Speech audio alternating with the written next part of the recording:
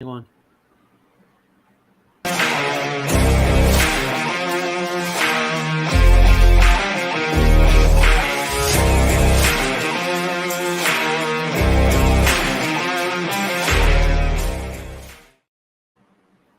Yo, what's up, everybody? Glad to be back with the full cast. The last couple weeks we've been a little short-handed, but we got the full crew tonight, the full squad. So, squad is in the house. I got a lot to get into. We're gonna get into some NBA draft.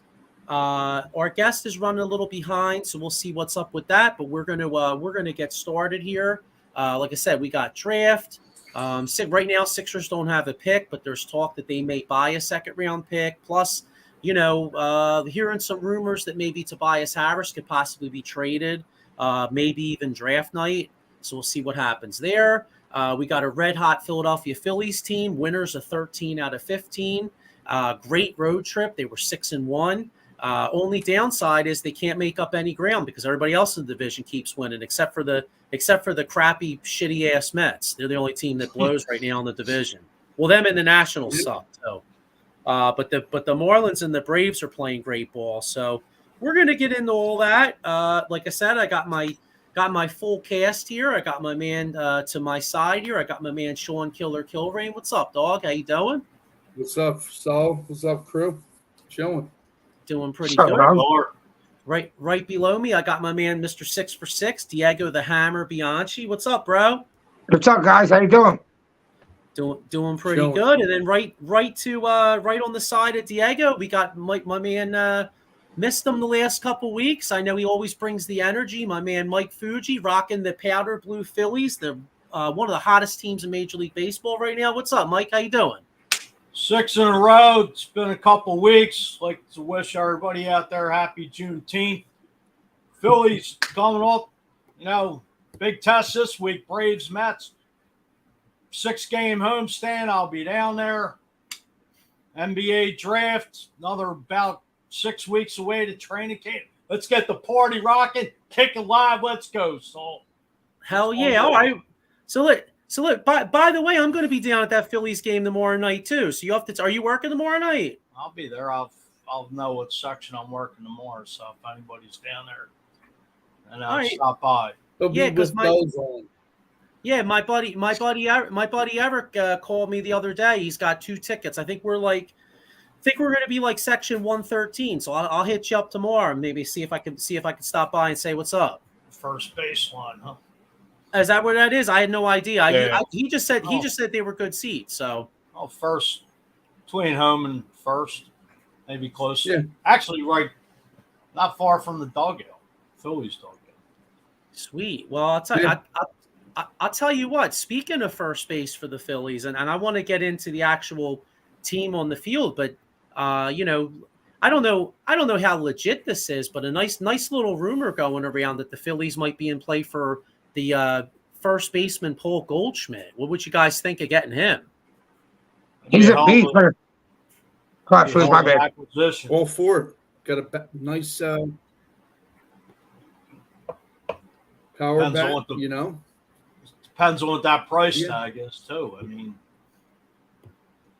I mean, well, be a hell of an upgrade in that lineup, and can't take nothing away from Clemens. He's played a nice first base, filling in. So, well, they just recalled Derek Hall. Yeah, that's right. And they designated Dalton Guthrie for assignment. But just like you guys said, you got some reliable bench players. You got Edmundo Sosa, Cody Clemens, like you said, Fuge. And Clemens, like you said, Diego. The lineup's pretty solid, man. Stott's hitting good. Castellanos is on point. JT, wow, what a series, man. Going 4 for 4. First time since 19 years since David Bell. So yeah. It's pretty good. So it's June too. So the bats always come alive when the season starts. This is only the beginning. Wait till that humidity down CBP is rocking and kicking. Yeah, got a comment And here. we got a lot of My man Mike Lauro, you could check him out on Thursday nights on the locker room. What's up, Mike? So, How you Mike, doing? How you doing? What's up, Mike? Yeah, and it's really funny. I mean, like, what is it about this Phillies team? It's like, and Kyle Schwarber in particular. I mean, there's like no rhyme or reason why he should be so good in the leadoff position. But I mean, I'm sorry, but anybody that makes the argument to not bat him leadoff, like he's got to bat leadoff. I mean, there's no reason but for some reason there's no whether argument. it's June and leadoff, and the guy just starts performing. So I feel like he's got to stay exactly where he is in that lineup. No doubt. I feel like these homers for Schwarber come Couldn't early agree in the more. game too, like his first at bat. First time he sees the pitcher, the pitcher has no time to get in the rhythm, and then he hits one. You know what I mean? And I feel like that's why he's so good leading off. 7 homers this month. Yeah, it sets the tone. Yeah, I'd rather set the tone than be behind the tone.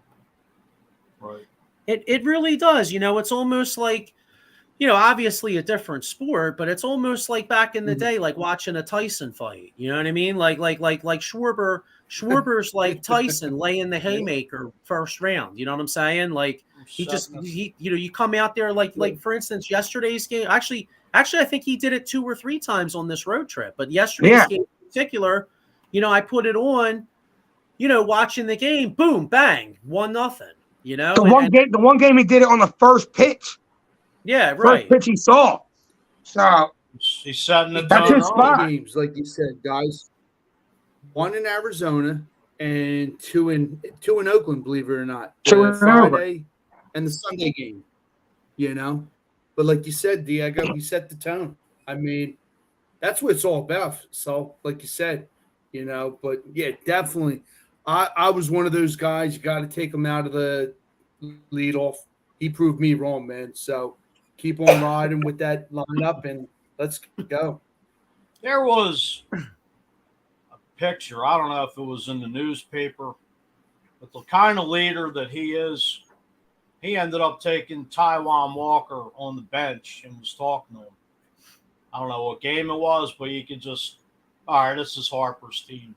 But, a guy like Schwarber that's been there, you could just see like his locker room leadership is, he's one that he's got a ring with the Cubs. So you could just see what kind of leader Kyle Schwarber is. Like, put me in the leadoff slot, like going back to the '93 Phillies. Like Dykstra set the tone back then. Schwarber's taking the same approach. Yeah. Yeah, to touch on what you were saying, it was actually the Sunday game a week ago. So it was 8 days ago. It was the game where Walker was pitching great against the Dodgers, and that was where Rob Thompson, kind of gave him a quick hook. I think it was like 84 pitches, and Walker was quite pissed off about it. And like you said, Schwarber's a big time leader, and you know what? To Thompson's credit. The other night, I believe it was, I think it was Friday night. Walker was pitching a great game, and Thompson left him out there a little bit longer. And I think Walker went like 8 innings Friday night or something like that. Yeah, 8 innings. I watched. Yeah, I want Walker's on fire in his last 5 starts. Well, I'm going to take. He is. Like Lauro said a couple months ago. I know he said this not long ago that he has a friend that's a Mets fan that just said Taijuan Walker steps up his game in the middle of the season. So what's he, 6-3 now? Yeah, he's on fire the last 5 starts.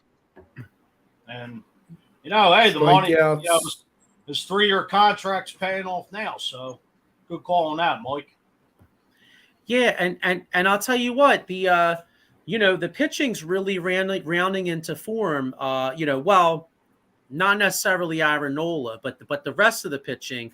Although I will say, I'll be the first one to rip Aaron Nola because he drives me insane with, basically every time you get that guy a 3 or 4 nothing lead, he's going to have that one implosion inning and give it up. But even though he did that last week, he actually did settle down and pitch good after that. So I will give him a little bit of credit for that. But you look at Suarez is pitching really well. Wheeler's been pretty good. Other than the start in Washington, like 2 or 3 starts ago, Wheeler's been pitching well. Suarez has been pitching well. Walker's been on fire. The number one problem they've had is the 5th spot, but Christopher Sanchez gave them a nice outing the other day, so hopefully they can keep this up. I mean, let's look ahead to this week. I mean, this week you got, like I was saying, unfortunately, for as good as the Phillies are playing, they can't make up any ground in Atlanta because Atlanta's red hot too. But you got Atlanta coming in here for the next for 3, and then you got the Mets, who are really struggling, but the Mets have had our number. I mean, they've been like our bugaboo the last couple of years. So this week is pretty important. You figure we got 6 games at home. What's your guys' impression on this week? I mean, should we be disappointed with 2 home series? Should we be disappointed if we don't go at least 4-2? Diego, what do you think to start? I mean, or because Atlanta's coming in as, if we just hold the fort and go 3-3, are we all right with that? Nah, I think you got to get 2 from Atlanta here and get 2 from the Mets. I would be disappointed if we didn't go 4-2. The way we're playing, you know what I mean? So I feel we got to get 2 from Atlanta. Win that series. We won the last 5 series, right? Something like that. Yeah. No, I agree with you. I mean, I think if nothing else, you want to show. You can take 2 or 3 from Atlanta, to set that up in case we got to see them again in the playoffs like last year. Exactly. And then the Mets in particular. I mean, the Mets series, I think, is extremely important for a number of reasons. I mean, one, you kind of want to. We're starting to establish a little bit of distance between us and the Mets, but you really want to kick them while they're down, and right. also if they beat our ass so many times the last couple years. I mean, if the Mets come here for as bad as they're playing and take 2 or 3 from us again, then it's really going to get in our guys' heads. Like, damn, we can't beat these guys. Right. Well, you're right. I mean, you got to take 4 or 2. You got to, you got to get on early. These are probably your 2 biggest division rivals by far, no doubt. And thing I don't really want to sound like pessimistic here, but I think I'm on point with this, but I think the last time, it seems like when the Phillies have won 6 in a row a couple times this year, they end up losing that 7th. They can't get that 7th in a row, but hopefully, that'll change starting tomorrow night. And, people writing the Phillies off, can they catch Atlanta shorty? I mean, you're not even at the midway point. And, you're just about the end of June, and, the trade deadline's 5 weeks away. And really, besides, all right, maybe a first baseman and needing a 5th starter, I mean, there's not many teams that are out there that are out of the race already. So everybody's, jockeying for position, especially now with the division. What are you up? What are you, about 3.5 games up on the Mets right now? So right. How many games are at first place? 7? Something. I'll look it up. Sean, what's your perspective? They got to go 4-2. Just like Diego's. You got to prove a point. Put your foot on their throat. Don't let up. Make a statement early, not rather than later. And I think they can do it because they haven't really struggled, man, except for like the pitching's iffy. But the bats are hot. Back with the kid, Pachier coming back. He's got some good speed in the center field position. You got Marsh. He's iffy. That's the only thing. But other than that, they're playing great ball. Yeah. But so, like you said, first and foremost, the Mets is important to win that series. But go ahead, Joey. Yeah, I have the standings here. we're 8 behind Atlanta. Like we're 8. Phillies are 8-2 in the last 10, but unfortunately, so were the Braves. So we haven't made any ground. And we're 3 behind the Marlins. The Marlins are 7-3 in their last 10. So we only made up 1 on the Marlins. But I did see something where the Marlins have had one of the easiest schedules in Major League Baseball so far, and the Phillies have it's been like the 9th hardest. So, let's see as the maybe that'll start kind of balancing out a little bit, and the Phillies could make up these 3 games on the Marlins. Although, I'll tell you one thing, just looking at these standings, I'll tell you a team that's really intriguing in the National League. And I think I don't know if you guys saw this. I saw it on Twitter yesterday with that Ellie De La Cruz, the Cincinnati Reds. Cincinnati Reds are 8-2. They're 8-2. Yeah, 8-2 in their last 10. They're only a half game out of the Central, and I mean, boy, they got young talent coming out their balls, man. I mean, it's unreal. They got young talent coming from everywhere. It's just a shame, in the grand scheme of things. It's these small market teams can't even keep their guys. That's just baseball, though. Yeah, but all their young guys though were literally just starting out. So, like, to be honest with you, like this, it wouldn't shock me. The Central's not that strong. It wouldn't shock me if the Reds actually possibly won that division if those kids continue to play so well. They're ahead of schedule, kind of in the National League, kind of like how the Orioles are in the American League. You got two good young teams that are. Aren't the Orioles in second right now? They are, but any other division I think they'd be in first just about. Right. Like they're 44-27. The Rangers are first in the West, 44-27, and then in the National League, you got they'd be like right there with the Braves. So I mean the Orioles are right there, But all right, so we're all hoping for at least 4-2. I'm on board with you guys. I'm hoping for 4-2. I don't. I'm not looking for moral victories. These are division games. You got to get these. We're 4.5 up on the Mets right now. So by the time we're doing this show next week, I would like to be at least 6 up on the Mets and really get some separation between us and them. And we're 8 back of Atlanta. To be honest with you guys, I know there's a lot of Fuge, I know you said there's a lot of baseball left. I do agree with you, but I think Atlanta is the class of the division, and I'm okay. I'm okay with them winning the division, bro. Like ever since baseball got this 3rd wild card, right. I mean, I said this on the extra innings show last week.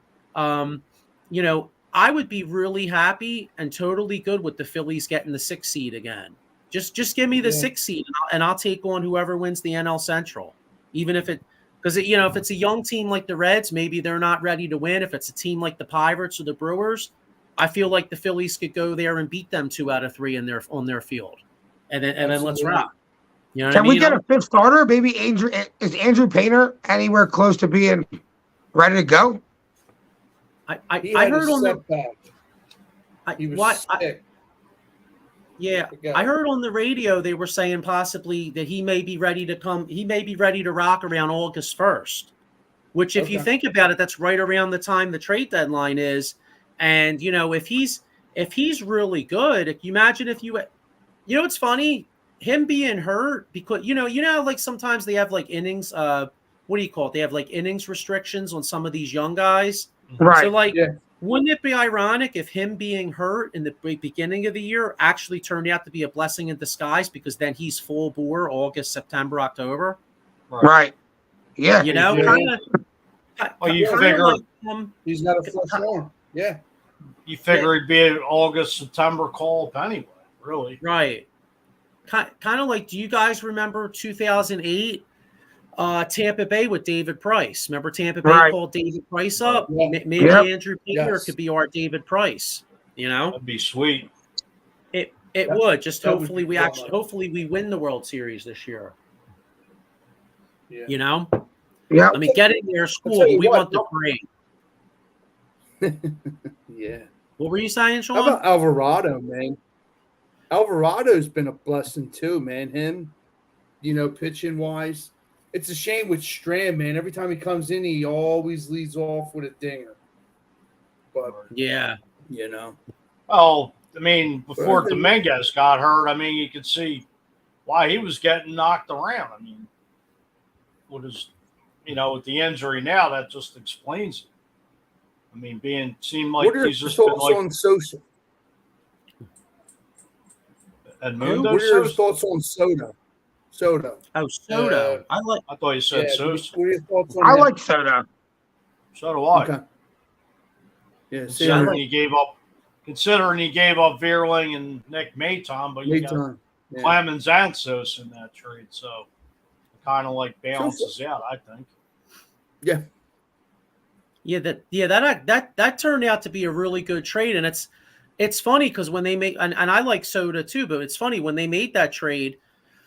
Clemens was kind of like an afterthought. You weren't even thinking about Clemens, and you kind of just like, for me, I kind of just looked at his last name and I was like, oh well, I was like, well, shit, he came from Roger Clemens. Maybe he's got maybe he'll come on. He's got a good bloodline. You know what I mean?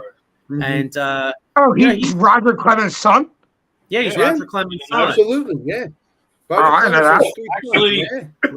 Actually, Clemens was Clemens in Philly. He was, yeah. Yes. So I as a think he matter of was fact, the being Dodgers interviewed. series. The He Dodgers was being series. interviewed Yeah. last week in the booth. That's I like the bloodline thing. Yeah. Yeah. Usually if you got like your blood, you're an athletic in your blood. Makes for a pretty nice player. That's big shoes to fill coming off that name, though. Yeah, but if that was a pitcher, Well- he's a hitter. Yeah, no, but I'm just saying, like, He pitched too, as a matter of fact. That's why you seen him pitching, like, I guess, what do they call that? Like a throw-in player to pitch when we were getting our asses whipped. like an emergency He pitched pitcher Yeah, he pitched. last he pitched week. a little bit of Texas, and they said he threw 99, but Oh. that wasn't See his where he gets it from. primary position. Yeah, Pre PEDs of Clemens. Ha. Make Spencer, what's up, fellas? Tuesday through Thursday, we are enemies. On Friday, we're cool again. Yeah. Yeah, he's a brave. Still mad about that playoff loss last year. I see. Little salty. yeah. So Take that all shot right, elsewhere, buddy. But, yeah. yeah, mock the chop, Yeah. So all right, Should be a good well, series. yeah. So big week ahead. Like we said, we got some other things to get into. We got Sixers. Well, first off, I want to touch on this NBA. I want to touch on the NBA next. But Bradley Beal to the Suns. yeah, before we do, let me give a shout out to our sponsors real quick. Anybody out there that has some legal problems, call my man, Attorney Big Al, Jason Fine, aka Attorney Big Al. You got motor vehicle injuries, slip and fall, workers' compensation, personal injury claims. You call Jason 24/7 directly at 267-962-4895 or Miko Spencer at 267-303-7324. Free consultation. He's got 3 different offices, so make sure you check that out. Here's something that's near and dear to our man Ken Fry, the host of the Batcave. All this stuff's for a good cause. You got not your average Janes. They were formed late in the summer of 2019. The home base is Cressona, Pennsylvania. So make sure you check them out. Anybody out there that's a coffee fan, coffee drinker, make sure you check out Monkey's Cult Coffee. You could use the promo code OOTB Sports at monkeycultcoffee.com at the checkout. The owner, Matt, donates 10% of each sale to the National Pediatric Foundation at nationalpcf.org. So make sure you definitely check that out, because not only is it not only do they have great coffee, but like I said, it's for a good cause. Here's the schedule here for the lineups. As you can see, no joystick junkies this week or Big Blue Power Hour, but everything else is on here. And there was a new show that debuted on Friday night called The Atomic Drop. And then, any wrestling fans out there, make sure you check them out. And I got one more here. The Sully Squad is. Hang on a second here. I don't know what I did with it, guys. Just give me a second. We are proud to announce that Philly Sports Trips is now a sponsor of ours. Here we go. Philly Sports Trips. Anybody out there that wants to do an Eagles trip, Mike, you can. Well, Mike Fuji and I are going to this Washington trip in particular, October 29th. But Mike, you can probably expand on this a little bit more because you've done some of these trips. How great are these trips? Well, Vince Rizzuto is the best in the business. He'll take care of you. Everything, flight, hotel, game ticket, amazing tailgate. I did the Washington trip with Vince last year. I believe we had about 11 buses. I know he wants to break that record this year. Great tailgate, E-Rock. Some other, Philly sports guy, Jamie, he'll be there. He's doing all these trips, Kansas City, Seattle, Vegas, not Vegas, Rams, plus the baseball trips. I mean, Vince takes care of everybody, him and, his crew just do an amazing job. I mean, you got some other Philly trips around, but Vince is the best in the business. Great guy, very amazing, very personal. I've done some business with Vince, a little over just about 2 years. So can't go wrong with Philly sports trips. Check it out now. They got some Phillies trips coming up, Chicago, Pittsburgh, a few others. So check everything out at phillysportstrips.com. Probably sometime in July, we'll be having Vince on to talk more about his Philly sports trips and everything else. So check them out. Yeah, nice. And not only are we doing the Washington one, but we're doing Eagles Jets too. Right. Well, I don't know. I mean, I don't know. I'm not doing the bus on that one, but we'll probably do the tailgate. So either way, it's great. You know what I mean? I know the trips are selling out fast. Kansas City, the Phillies trips have been selling out fast. So Mike Laura. Well, Mike, I was gonna say, Mike, we're doing Washington. We'll be doing Washington, actually, bro. Actually, Mike did. Actually, I did meet Mike last year on Washington. That was a hell of a time. So everybody, check out Philly Sports Trips. You won't be disappointed. You'll be going back year after year. Yeah. So all right. So let's get into this. This NBA. A lot of stuff's going on in the NBA now. We got the draft coming up on Thursday, and our Sixers. I mean, what a difference from the process. I mean, I can remember waiting the whole year for the draft night, and now we don't even have a pick. But that's why it's hard to get excited for. How do you get excited for a draft if you don't have a pick in? Well, so yeah. I'm excited for it. I'm not excited for it because you're right, because we don't have a pick. But I have a feeling that there may be some big moves that night. You could see like remember a few years ago, Morey traded Al Horford draft night. So, maybe Tobias gets moved. I would say that's the only guy, Tobias. Tobias going or what? What? With this new CBA, you know what I mean? With this new CBA, teams are going to want to get rid of some of their high paid role players, so the Sixers kind of have to weigh it out. What's better? Is it better to keep Tobias for this year and then save that $38 million, or is it better to cash in on Tobias and get two to three solid contributors as opposed to just Tobias? You know what I mean? I just seen something said. I don't know how real this is, but it was on the internet. It said NBA Insider says Tobias Harris won't be on the roster by the end of the summer. Well, I was listening. Yeah. Not to cut everybody off, I was listening to Joe DeCamera, the morning show on 94, and they had Kyle Neubeck, and he said more than likely he predicts Tobias Harris to be traded and that money dumped away. And, he said, Daryl Morey could be, in the past, has been very active on draft night. So, maybe he's got a couple aces up his sleeves that, could make some moves and shake up this roster. Well, and here's I want to get into Bradley Beal. So Miko Spencer with a comment here. He says Bradley's contract this year, $46 million. Then it goes up each year, $50 million, 53 million, and $56 million. It's insane. I actually agree with that, and it's funny because he's the only player in the NBA that has a no trade clause in his contract. Right. So the Suns are stuck with him at least till the end of his contract. Oh, yeah. Absolutely. It's true. Yeah. So we were talking, like Diego, like we were talking about it today, obviously, and you look at the Suns on paper, right, and you look and you go, wow, KD, Ayton, Devin Booker, Beal, and it looks great on paper. And that's it. They don't have another player signed besides Cameron Payne. That's what I'm saying.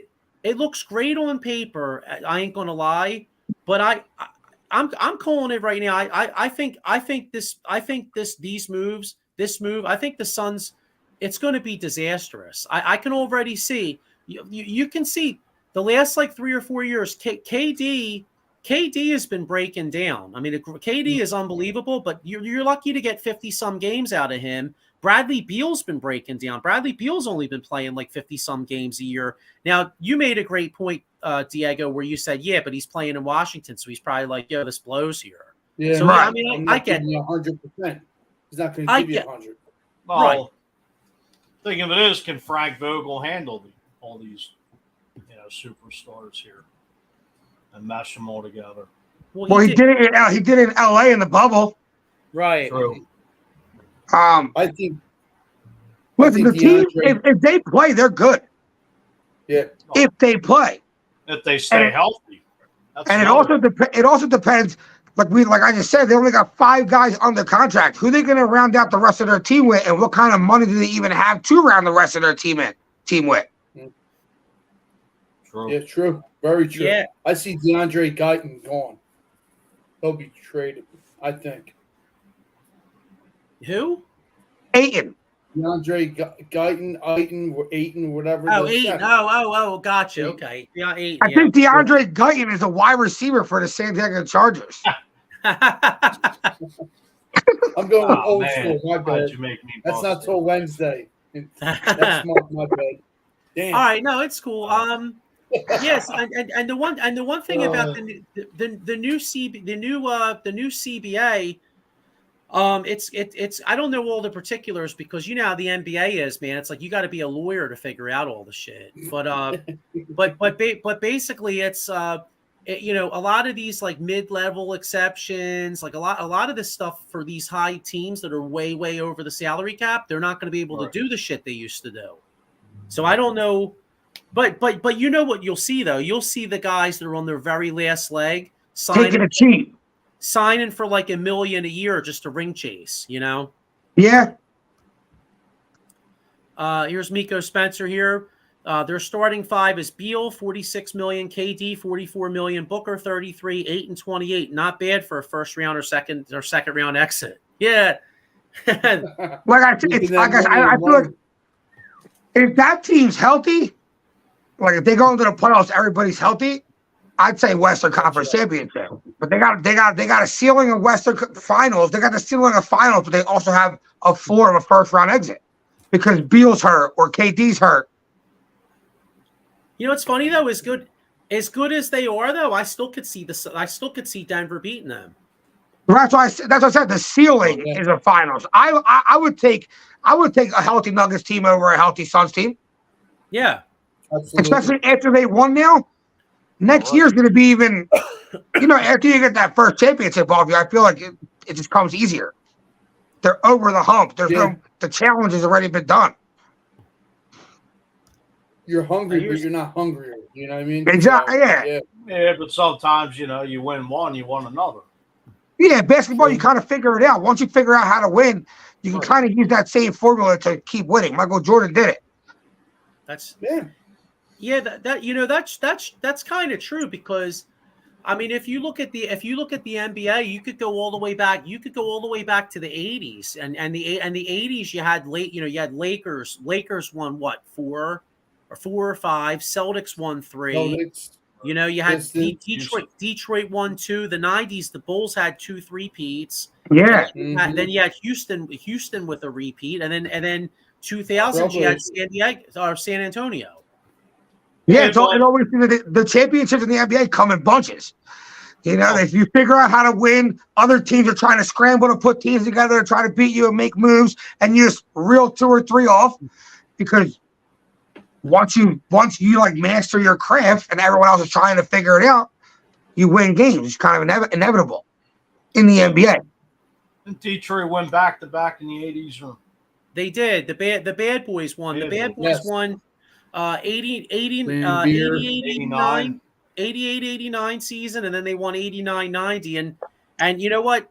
To this day, I think the bad boys would have won 3 in a row if Isaiah Thomas didn't roll his ankle in Game 6 against the Lakers in '88. They would have won in '88.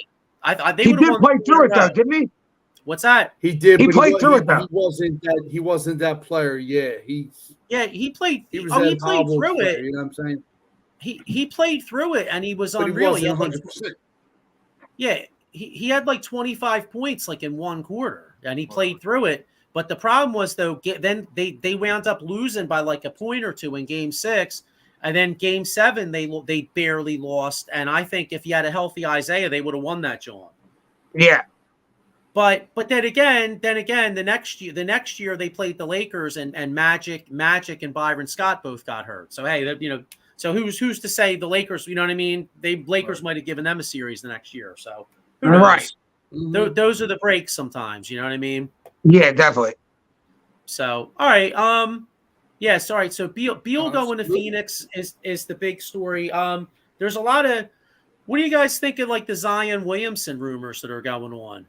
Is there? Do you think there's any truth to that, or you think that's just smoke being? That's just the usual bullshit that gets brought up around draft night because you always hear stuff around draft night. Like I remember the year we drafted Maxey like 3 years ago almost. I remember people were reporting that like we were on the verge of getting Zach LaVine, and then you looked into it and it's like they were never even close to getting Zach LaVine. You know what I mean? I think I usually when it comes to moving stars in the NBA, I feel like it's usually a lot of just smoke. But Zion has been such unreliable for that organization. And he's going to get paid. He's already getting paid a lot of money. He's going to probably get paid again after this contract. Do you just move on from that? Call your losses, try to get that 3rd pick, get Scoot Henderson or something like that? I would if I'm New Orleans, I've had my fill of Zion Williamson because what's the point of having great talent if you never can? The most important ability is availability. Exactly. If I'm a Pelicans fan, I'm watching this fat load sitting there on the sidelines, and I'm like, what the hell's going? I mean, this dude sucks. You know what I mean? Like if I was a Pelicans fan, I would be so sick of his bullshit. I'd be like, I'd get anybody. Yeah. Get rid of this guy right now because he's a piece of shit and he doesn't do anything. Yeah, but I mean, with all the baggage, I mean, I'm sure somebody will take it on, but I'll take him. I was gonna say, I was gonna say, I'm talking all that shit, saying he's like a piece of shit and he don't work or nothing. Let me tell you something though. I take him in Philly right now. Like, I mean, if they could, I mean, they won't do it though because he's got more value than that. But if they were like, hey, give us Tobias Harrison like a 20-30 pick and a couple pick swaps, I'd be like, okay, no problem. Because he does have a great talent. Oh yeah, He's another one. Just like I said about Beal, he plays in New Orleans. He's just like, I'm gonna get paid not to do shit here. New Orleans. And he has a little off the court thing too going on with him, but that's besides. I feel like people like when you play for New Orleans, people forget about you a little bit. But you're not gonna be you're not gonna be able to get away with that playing in LA, in New York, in Philly, in all these big markets. You're gonna get destroyed day in, day. You know what I'm saying? It changes the game when you go to a big organization where the expectations are higher. You know what I'm saying? Yeah. Right. I just thought of it. I just thought of an out of the box team for Zion Williamson. So like you look at the Chicago Bulls, right? Like they're like stuck in purgatory. You got what? You got Zach LaVine, you got DeMar DeRozan, and there's talk that maybe they may be looking into moving like Zach LaVine. Like I wonder if New Orleans would have any interest in maybe like if the Bulls put together a package with like of either trade like a three-way deal where maybe they would trade like a LaVine to somewhere and then some moving parts go to New Orleans and they take a shot on like a Zion Williamson. Because like if you think about it, like if you're a Zion Williamson, I mean, what better place to go than like a big market like Chicago that's been kind of like stuck in the mud for all these years? I mean, you could actually go there and really make a name for yourself. Resurrect that franchise, or at least try to. Now, the thing is with the Pelicans, they had a pretty nice team last year. They got to the play-in. They got pretty nice pieces over there. Ingram's going to be a year older. If they can get Zion to play, that team's not bad. No, they're not bad at all. They have a lot of talent on that team. Yeah, they got Duke Alvarado. They got a bunch of good players over there. Trey Murphy, good 3-point shooter. Brandon Ingram. Like, they got a nice squad over there. It's just, can they get Zion to play for them? And if they don't feel like they can, if I'm the New Orleans Pelicans, I'm moving on from them. Yeah, you have to. Because if you add the kid, if you could somehow get that third pick and take Scoot Henderson, that kid already played in the G League this year, he might be able to be ready to make an impact right off the rip. You don't think Charlotte takes? You don't think Charlotte takes him number 2? I mean, if I'm Charlotte, I'm taking him and I'm pairing him with LaMelo Ball. So who are the top three guys? Wembanyama, Scoot, and then they got the other guy, the kid from Alabama, Brandon Miller. I'd rather have Scoot. I'd rather go Scoot, man. I'd rather go Scoot. If I'm picking, I'm going Scoot. Man, Miller was nice though. Huh? Miller's nice. Yeah. I feel you, but from Alabama. I feel you, but if I'm Charlotte though, a backcourt of LaMelo Ball and Scoot sounds kind of good to me. It does. That's a nice backcourt, Yeah, but don't you want to kind of air a bigger guy with Melo? Melo's great at getting to the rim, kicking out, assisting, throwing lobs to the rim. Get a nice, big, athletic guy for him. Yeah, but I mean, well, maybe. I mean, to me, I feel like if you're picking top 2 or 3 in the draft, I feel like you can't afford to go looking for fit. I think you just got to go. Yeah, that's true. That's true. And to me, Scoot would be the number. If Wembanyama wasn't in this draft, Scoot would easily be one. He'd be one. Yeah. What do you think How of about this? Draymond Green opting to become a free agent? So let me just get to this comment real quick because I want to touch on Draymond Green too. Miko Spencer says the Lakers are rumored to be putting packages for Dame or Trae Young, only keeping LeBron and Davis. All others are tradable. Well, who the hell are they trading that? Right. That's the thing. That's what pisses me off about the Lakers. You always hear nothing against Miko because he's just saying what he read, but like they always do that shit. You read it's always you read all these reports about the Lakers, and it's them giving up like a pile of dog shit and getting like star players. Yeah. Sloppy seconds. It's you know what I mean. Miko Spencer here. He's touching on Scoot. He says Scoot from the G League. Ignite is nasty. He could be the steal of the draft. Zion, when healthy, averages 28, 6, and 5. This must be New York or any big market would kill Zion. They wanted Randall out after his no-show playoffs. That's what I mean. But sometimes a player like Zion needs something like that.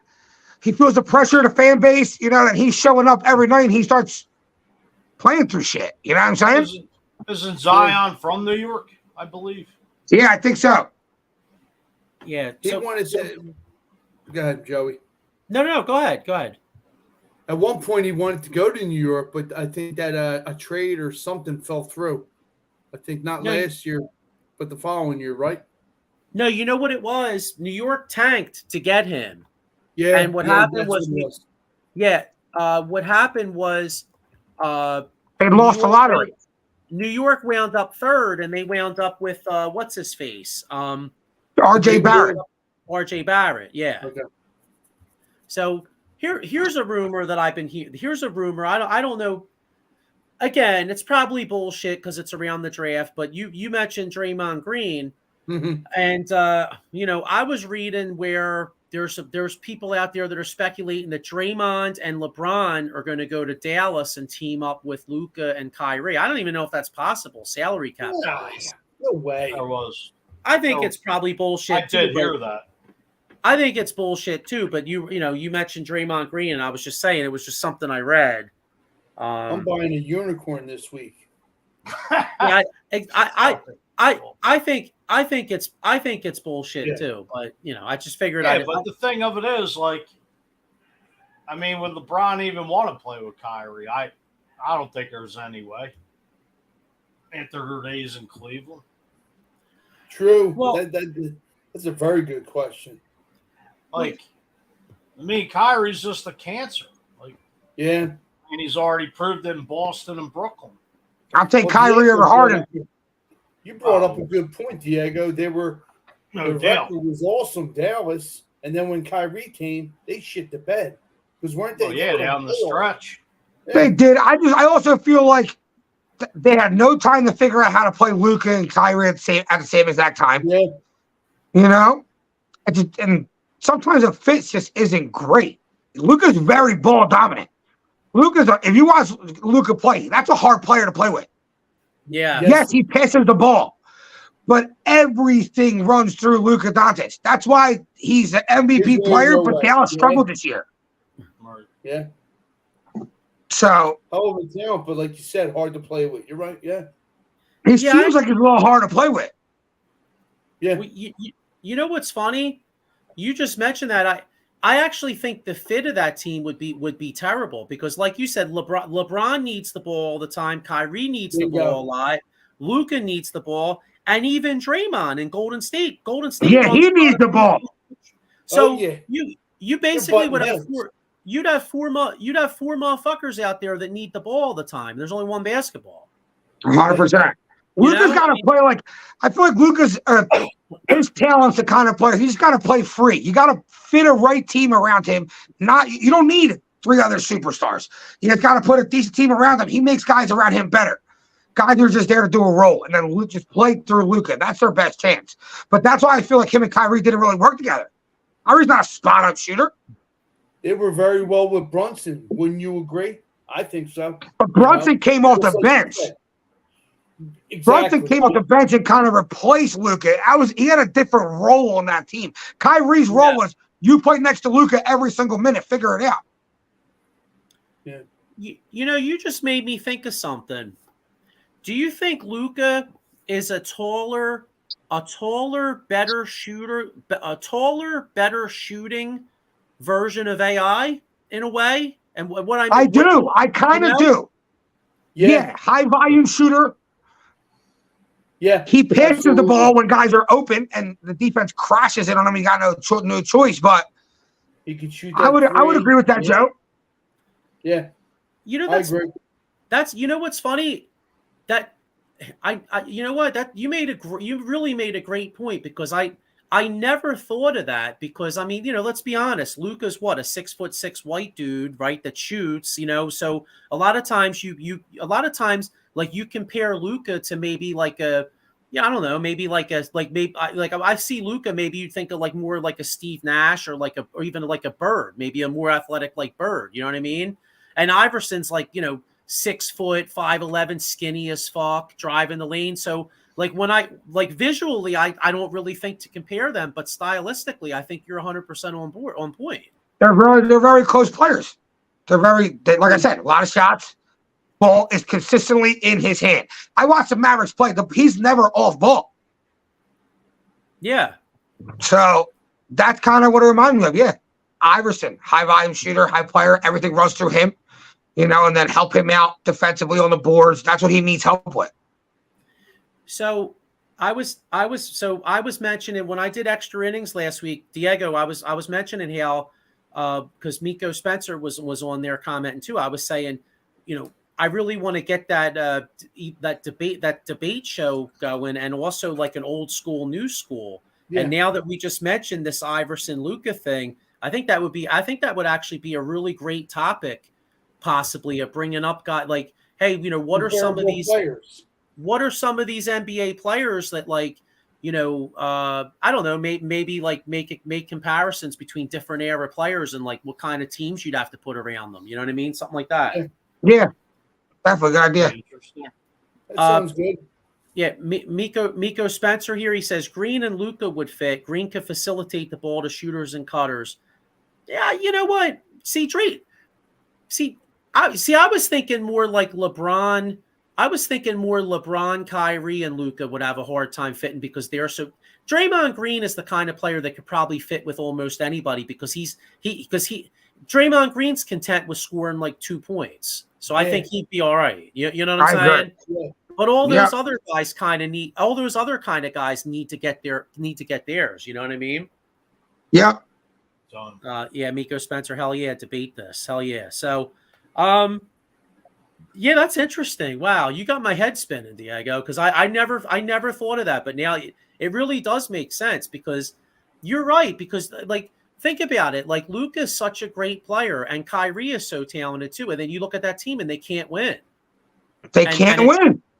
And a lot of and I think it's because. And look, we all loved Iverson, but other than 2001, how many years did Iverson average like 30 and we sucked? We won like 40 games or we missed the playoffs and a lot of because their styles never had the talent around them. Yeah, but I think partly it's his but it's his own doing. We always say that, Fuge, but don't you think part of it's their own fault? Yeah. Oh yeah, no doubt. Well, he said it before. You should have listened to Larry Brown instead of being pouting on the bench because Larry Brown seen something like, look, get on the bench, get your little second win, and then I'm going to put you out there. But Iverson said it himself. He wanted to be out there all minutes at all times. It doesn't work that way. And then as he got older, he realized, like, shit, Larry Brown was right. He could have saved my career and all this other stuff, But if you saw the show you're touching on, everything but the chip, I mean, he admitted it.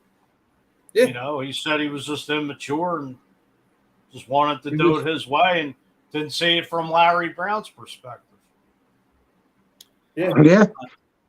Dave Arnold with the comment here. He says, hey, all, I was bummed about Bradley going to the Suns. I was hoping the Sixers were going to pick him up. I actually wasn't, Dave. I got to be honest. And it nothing to do about him being like he's a good player and everything. His contract. I just had a feeling. I don't think getting Bradley Beal was going to put us over the top. So I didn't want to be looking at him like making like $50 million 2 years from now and being like, shit, we have no other options of getting anybody. Right.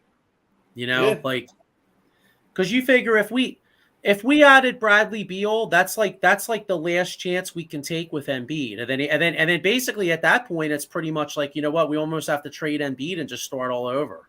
Exactly. Absolutely. That's exactly what would happen, I think. So trade me. Yeah, well, speaking of the Sixers, though, did you guys see that? A lot of reporters out there are saying, or remember how the what was it, about a month ago? You had the Keith Pompeys and everybody was saying, it looks like Harden's going to Houston. And I think we all were kind of calling bullshit on some of that. It kind of looks like it's all coming around. Now all of a sudden everybody's like, it's looking more and more likely that Harden's really going to consider going back to Philly. Yeah, no shit, Sherlock, because Houston was never giving him a 4-year contract. Keep on pace. Still thought fucking James Harden was dropping 60-point triple doubles. Dude always talks out of his ass. Keep on pace. Oh man. Dave Arnold, is this Harden rumors actually happening about Harden? I'd be at this point. I'll be shocked if Harden doesn't come back here. The only question to me, I guess, is how what's the bargain? Money. Exactly. True. I'm okay with Harden coming back if the money makes sense. If Sixers can still go out and get key players to fit this team and win.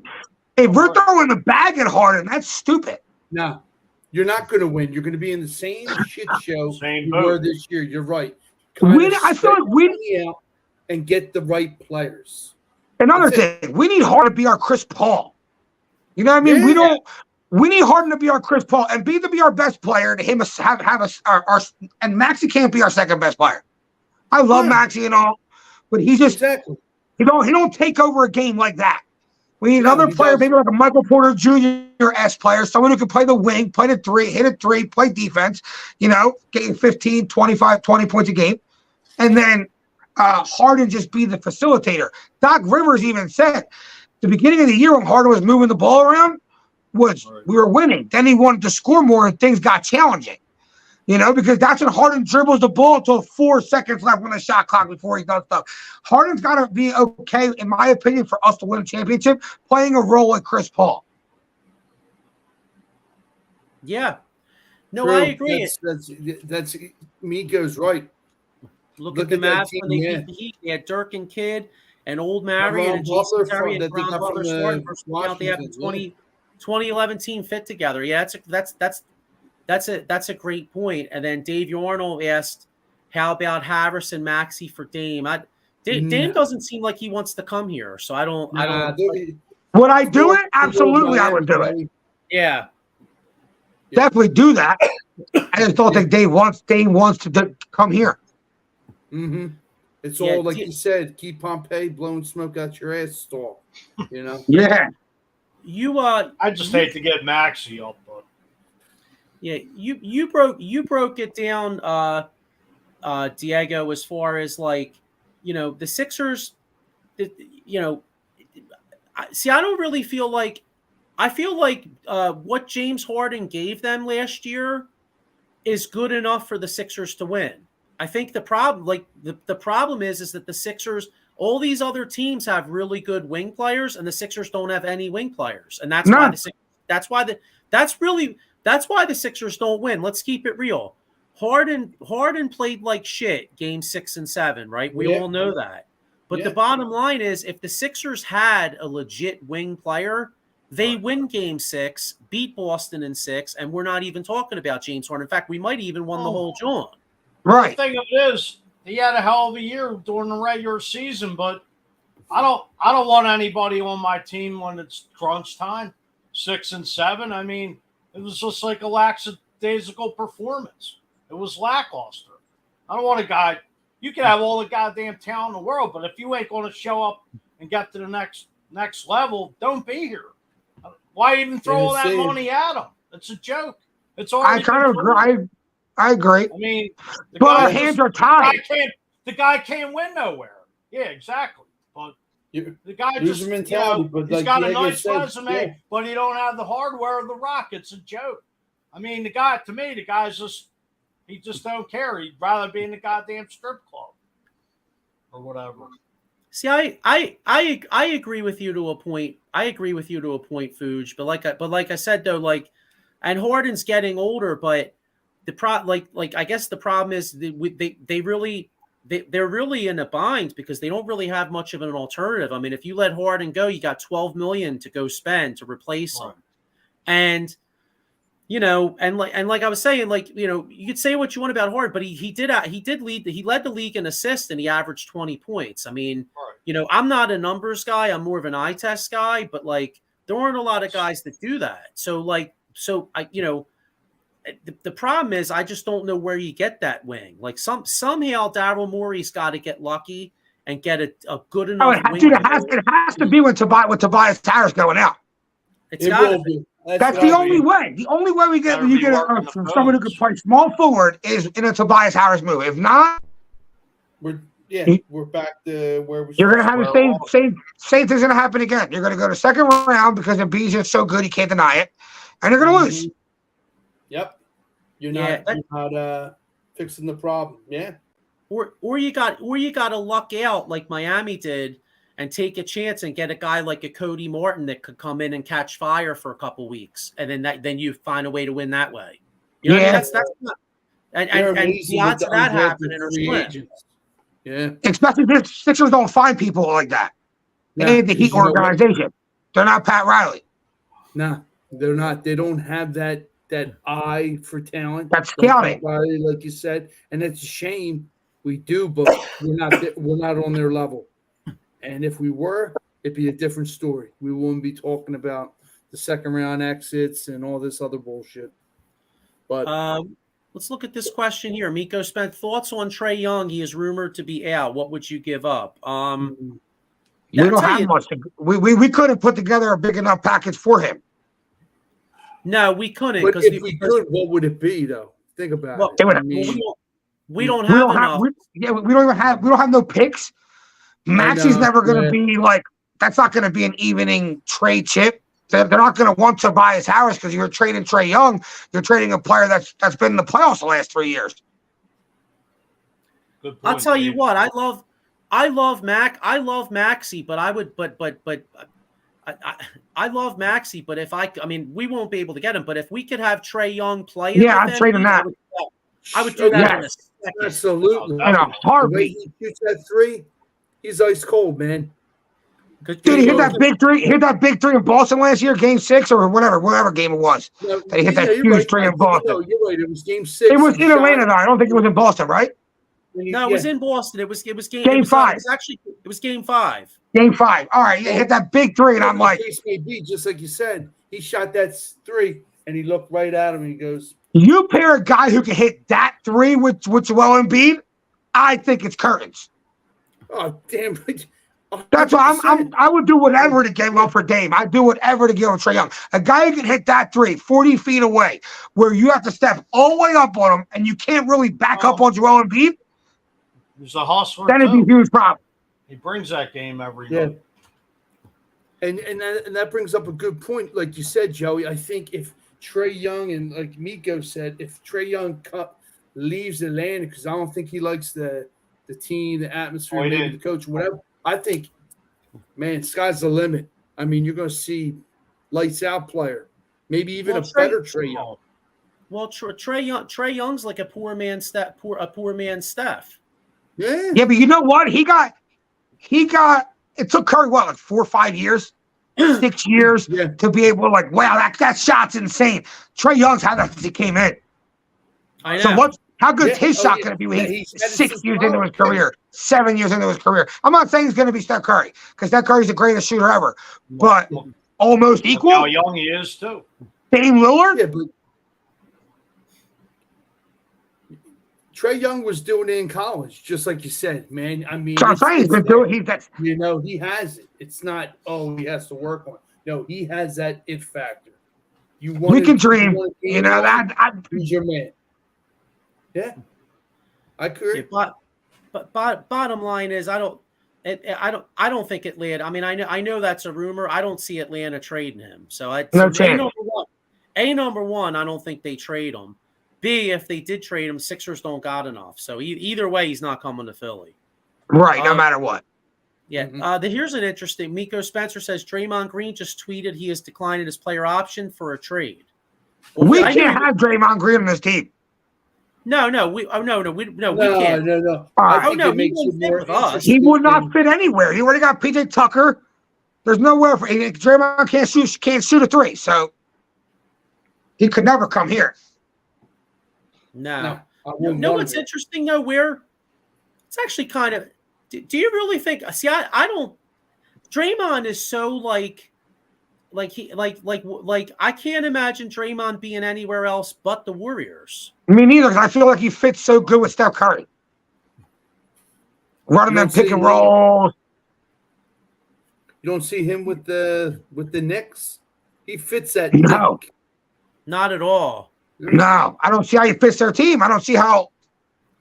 I don't know. Dude, Draymond's such a poor offensive player that Klay Thompson and Steph Curry made him look a lot better than what he was and what he is. I can see Draymond Green being that type of player, leaves Golden State and is just completely trash somewhere else. One of those guys gets the money and totally shits the bed. Yeah. You know the only comparable place I could think of for Draymond is Atlanta. Yeah, exactly. And that's only like I could see Draymond playing in Atlanta, but the trade doesn't make any sense for Golden State because if I'm Golden State, I'm not giving up Draymond and his fit for like a John Collins and something else. Like I'd rather just keep Draymond. How about this? You know what I mean? OKC? OKC with all those picks. That'd be crazy. Yeah, but that doesn't make sense. I know it doesn't. It's just one of those things. Yeah, no, I gotcha. If I'm Golden State, I'm just keeping Draymond, and I'm running it back with Steph and Clay, and going for one more. Or at that, I mean, there's an interesting one. All right, so just say Draymond leaves, right? Mm-hmm. I think Clay is a free agent in the next year or two. Does Golden State just I don't think they'll ever get rid of Steph because he's like I'm never getting rid of Steph Curry. He's Golden State for life. I gotcha. So at that point, it might be one of them like how the Lakers were at the end, where they just kept Kobe, and then like they were just trying to rebuild around an old Kobe. Like I think it would be like the same type of scenario. Yeah, something like that. Yeah, I agree. So, but no, that's interesting. Any other rumors you guys want to get into? I mean, with the draft, I mean, what's it? I mean, it's not really too much to talk about. I mean, I just heard that the Sixers might buy a second round pick or try to trade for a second round pick, which big deal. You know what I mean? That don't even matter. Yeah. So, all right. Any other thoughts before we get out of here? You guys have any thoughts on NBA draft? I mean, NHL draft is next week, so we'll get more into that. I think we're going to try to get a hockey person on with us next week to do a little Flyers preview. So any hockey fans out there, we'll get much more into hockey next week because it's a huge draft for the Flyers. I mean, having the 7th pick and the 22nd pick plus they might be TK could be on the move, Lawton possibly, Kevin Hayes, the Flyers are open for business. So we'll get into a lot of hockey talk next week. Yep. And then hopefully, by the time we're on here, hopefully the Phillies have had it worse, the 4-2 week, and actually make some ground up. Definitely. So Diego, when's your next? When's your next union, John? When's your next? Not until July. Not until July. Okay. I will have an article out on Wednesday though for the game Wednesday night against Orlando. So look for my article Thursday morning. It'll be out. All right, cool. So any Union fans out there, make sure you check him out. And all right, guys. Well, I guess we'll get ready to get out of here. Let's hope for a good week by the Phillies, and then hey, who knows? Maybe Tobias Harris is a former Sixer by the next time we're on here. That'd be nice. True. All right. Well, I'll see you guys. All right, y'all. Talk to you. All right, everybody. Have a good week.